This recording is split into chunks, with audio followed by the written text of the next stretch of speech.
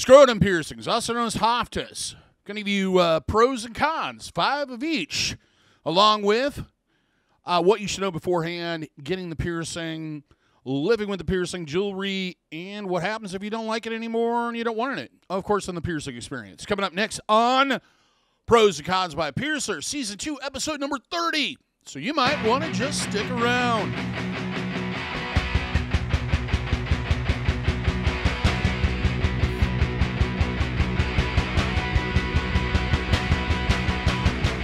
For those who are new to the channel, first off, welcome to the channel. Hope you're enjoying our videos. Hope you're learning a lot. Hoping they're informative and etc. But you might not know who I am. My name is DaVo. I'm a professional body piercer and have been since 1994. I own and I operate the Axiom Body Piercing Studio located right here in Des Moines, Iowa, inside Skin Kitchen Tattoo. So, when I talk to you about these things, I'm talking about a level of expertise that comes from being in the body piercing industry for well over 27 years. Also, I used to have a couple of these. So what we're going to talk about today, first off, let's get through the disclaimer. If you're easily offended, if you do not want to learn about male genital piercings, if you are not of an age that is appropriate to be learning about said things, please find something else to watch. There are plenty of videos on our channel that have absolutely nothing to do with male genitalia or anything like that. Also, if you're looking for something tantalizing and is going to make you sexually gratified, you're going to be sadly disappointed. The sole purpose of this video is education for those that are considering the piercing, getting one, or maybe their partners or someone who's just generally curious about male genital piercings. But there'll be nothing other than, watching me talk about it. So with that out of the way, let's talk about what we are actually going to talk about today. Scrotum piercings basically can be done anywhere on the outer sac of the scrotum. Now, there are 2 sacs. There's an inner sac and there's an outer sac. They kind of work together. The outer kind of expands and contracts so that it can keep the testicles and sperm and all the wonderful things that go on inside there at the correct temperature so that you can reproduce. We go through the outside, just kind of that first couple layers. This is a service-to-service piercing. It is one of the few ones that has a long track record of basically healing with little or no issue. For one reason or another, these piercings work really well and don't generally reject or migrate. There's always that possibility, but it is kind of a surface-to-surface piercing. Now, as far as placement, these can be done usually, most people get them done dead center, and they're usually done with rings. Often they will do a grouping, part of a ladder, maybe a frenum to a group of frenums down to a lorum, which is a lower frenum / scrotum piercing, and then a scrotum piercing all the way down to a gish. This is a really complicated long-term thing, but you can get a number of piercings done if you wanted one of these. Haftas are more of a traditional piercing, and they're usually done in that kind of folded area where the scrotum meets the body. I'll get into a little bit more about where that comes from and where the history is with that and etc. Next, Hafta piercings. Also, scrotum piercings, usually traditionally off to the side, as I just mentioned. They trace back to a Doug Malloy story, which kind of makes it more of a piercing myth than possibly an actual thing. As the story goes, Arab tribes did this piercing as a rite of passage, right there where the body meets or the scrotum meets the body, as a way of keeping the testicles from going back into the body once they drop. It was kind of a, you're a teenager, you are a man now, and we're going to make sure you stay a man. Is this true? It's kind of hard to say without any additional documentation, and I have yet to see any. So it's probably more of one of his little stories. Now, what we do know is that this piercing became popular probably in the BDSM leather subculture in the late 70s or mid-70s and was perfected, is the word I'm looking for, at Gauntlet by Jim Ward and those that worked there. This is a pretty standard piercing and has been with us for a very, very long time. Now it's time for the pros, the advantages, the things that make you say, hey, that's the piercing for me. Starting with number 1. This piercing, because of its location, is not going to interrupt sex as much as other male genital piercings will. It's not on the shaft of the penis. It's kind of out of the way, depending on what your sexual activities are. It's not going to interrupt things as much as, say, a frenum piercing would, or dioids, or even a pubic to a degree, or lorum, or frenum. This can be down a little bit further and out of the way where, basically it's just not going to affect things. Number 2, this piercing has a long history of healing with little or no issues. Like I said, it is a surface-to-surface piercing, but this is one of the ones that just has a fabulous track record, isn't prone to rejecting. I've pierced thousands of people with this piercing, and I've probably only had one case of rejection. It's a good heal, easy usually, not very traumatic, and basically stays where it's supposed to. I'll get into some of the negative parts of that because sometimes they are prone to migration and rejection, but we'll talk about that a little bit later. Number 3, I already kind of alluded to this, but they can be done in groupings. You can make ladders, you can make different placements, designs, etc. Whatever your heart contends and depending on your anatomy, of course. But it's a piercing that can be done in a lot of groupings. There's a lot of placement options also. Like I said, a lot of people do them dead center, but you can do them off to the side. You can do matching pairs, matching ladders. It all comes down to space and what you want to achieve. Number 4, this piercing is easy to conceal. This is not a piercing that is going to affect your lifestyle as much as other piercings that may be more visible. For example, if you work in a job that's very conservative or you live in a conservative part of the world, this is a piercing you can have, and no one's probably ever going to know that you have it unless you tell them or you're intimate with that person. Number 5, unlike other piercings, genital piercings tend to be an, oh my God, that hurts, and then over. You don't have that throbbing and aching that you usually have with any other piercings above the belt, so to speak. These piercings, it's not probably the best experience you'll ever have in your entire life, but the pain fades very, very quickly. Before we move on to the cons, if you like this video, found it informative, found it helpful, found it useful, please give us a thumbs up. Let us know that you liked it, because we like it when you like it. If you haven't subscribed, please subscribe. Hit that notification bell so that you're notified every single time we post something. If you have this piercing, or you're thinking about this piercing, or have a question about it, please leave a comment. Now let's move on to the cons and disadvantages of things that make you go, no. Don't want it. Number 1, unlike most genital piercings, this really just doesn't have any form of sexual enhancement. It is more for looks. It's more to kind of beautify or enhance the look of the area. It really doesn't do a lot for you in most cases. It's not going to do much for your partner either, other than, yeah, that's exciting. You have that. So if it's exciting to have your genitals pierced, then yeah, there might be something there. But as far as like actual physical change, very, very, very little. And I'm saying this from personal experience. I had 2 of these. Didn't affect or change anything in any way, shape, or form. Number 2, you're going to have to practice safe sex for the first 6 months of this piercing. And even after it heals, whenever you switch partners, you are at a higher risk for contracting STDs. So you have to practice safe sex the way you're supposed to. Number 3, your partner may just not like this thing. Some people just have a fear of them or what have you. They don't want you to be around them with them, and they may require you to remove them to have fun time. Number 4, kind of talked about this a little bit earlier, and that is rejection immigration. This is softer tissue. You are doing a surface-to-surface piercing. This piercing may kind of move or shift during the healing process. In some cases, if it's given enough trauma and your body is just not tolerant of it, it can completely reject these piercings. It's not a huge problem, but it's something that you should know ahead of time. And the last one, number 5, bleeding. These piercings, like all genital piercings, which the genitals are a blood-rich area, can bleed sometimes 3 to 5 days. Varies from person to person, but you should prepare for that in advance and be ready for it. Before we move on to the cons, let's talk about our merch store. Lots of different designs, lots of different colors, lots of different products. Link is in the description. There's also one of those merch bars down below. Check it out. Now let's move on to things you should consider, things you should know before getting the piercing done, or etc.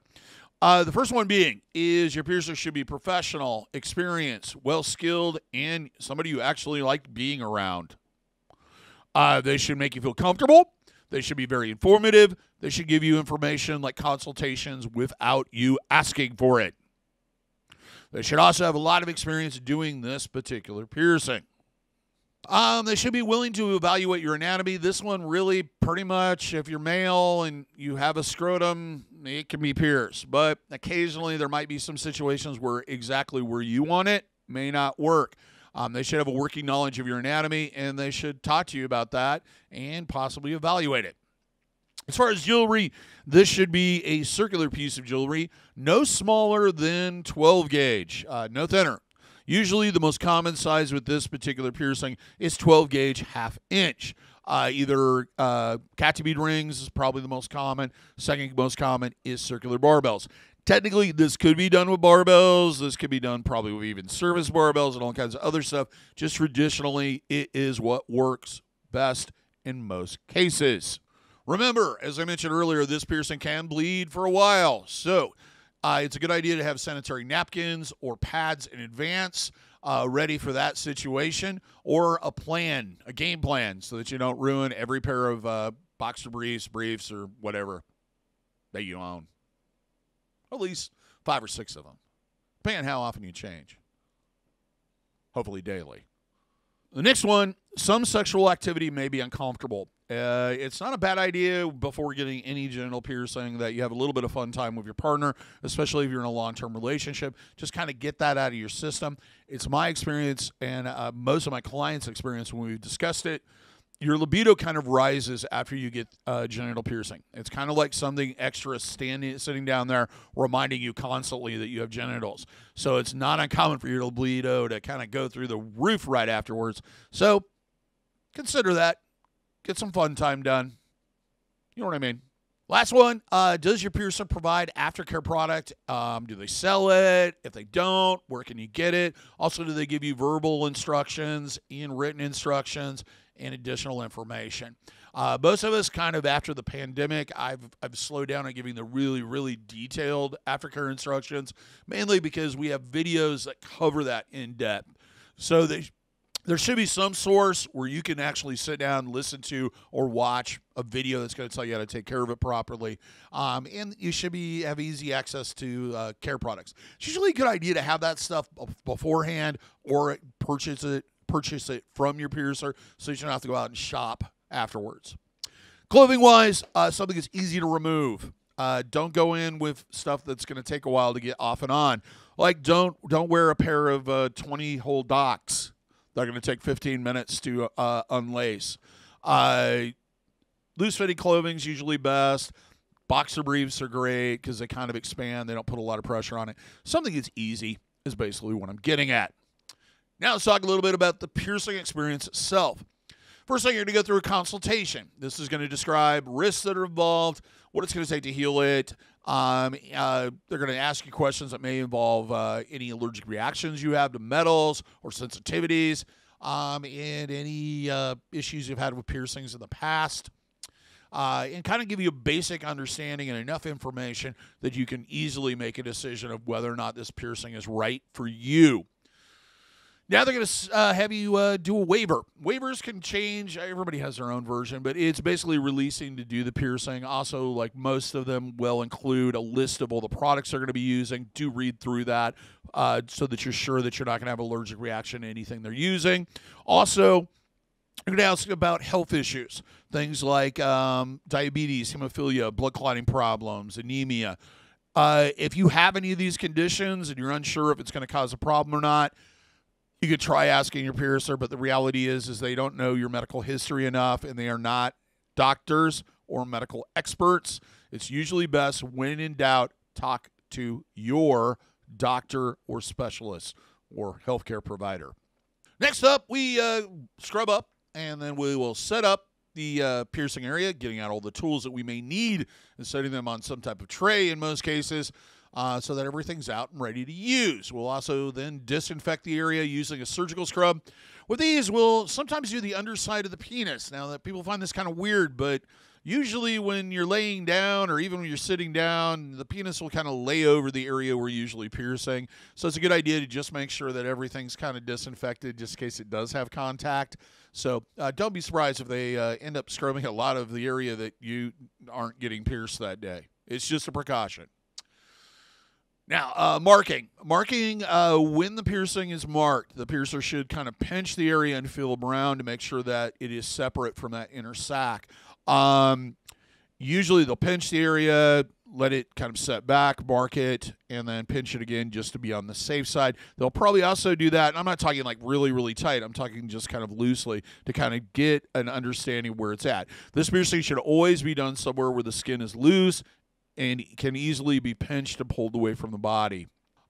Depending on your placement, if you're doing Hafadas, which are traditionally off to the side, right where the legs kind of meet the torso in some cases, they may have you stand up and lift one leg to check to make sure that it's not going to affect walking too much and adjust the marks accordingly. Usually these don't affect walking or anything like that, other than possibly getting caught on clothing or shifting around inside clothing. But it's a good idea to check to make sure it's not going to affect walking or anything else. I do this in a reclined position. We clamp it with a set of Pennington forceps or triangular forceps to flatten out the tissue. Have you do a breathing exercise and inject the needle in and through. Then remove the forceps and the jewelry follows the needle through. Then close it up, stop any bleeding that may be occurring, and have you take a look at your new shiny piercing. Now, there might be some slight bleeding off and on for a few minutes afterwards. With this one, it's really can be kind of intense. It's not going to feel great, but it's not going to be nearly as bad as you think it's going to be. The forceps hurt a little bit.